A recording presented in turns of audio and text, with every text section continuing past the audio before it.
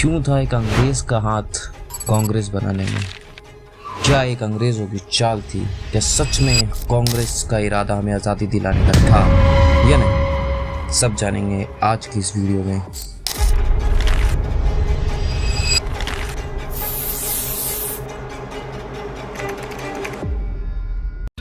साल था 1885। चारों तरफ हर इंडियंस ब्रिटिशर्स का अत्याचार झेल रहा था। उसको चाहिए थी एक इंसान, एक संगठन जो उसके लिए लड़ सके।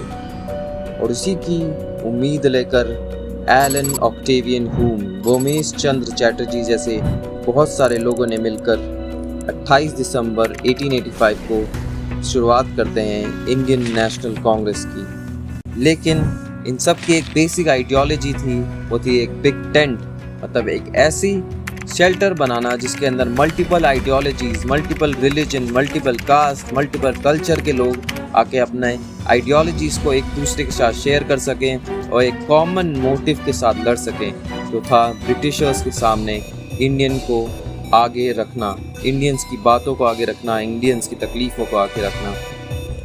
Liberalisation, social democracy, secularism, civic nationalism. Year 1905 आते आते कांग्रेस दो गुटों में बंट जाती है।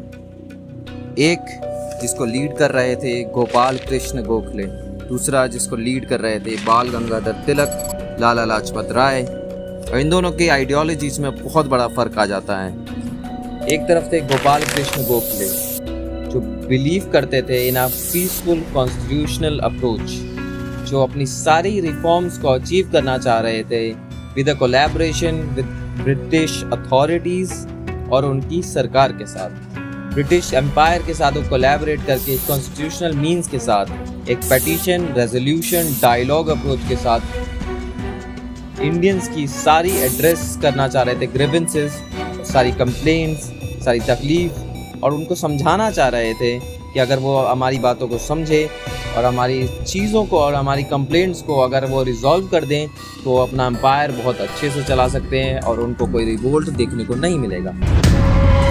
और उसकी दूसरी तरफ थे एक्सट्रीमिस्ट और रेडिकल्स, जिसको लीड कर रहे थे बाल गंगाधर तिलक, लाला लाजपत राय जैसे बड़े नाम।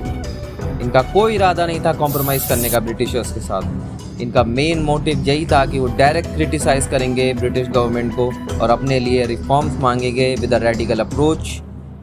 वायलेंटली नहीं, लेकिन एक रेडिकल अप्रोच अपनाएंगे। और डायरेक्ट क्रिटिसाइज करते थे वो मॉडरेट्स को उनके अप्रोच को लेकर कि वो ब्रिटिशर्स का साथ दे रहे एक तरीके से।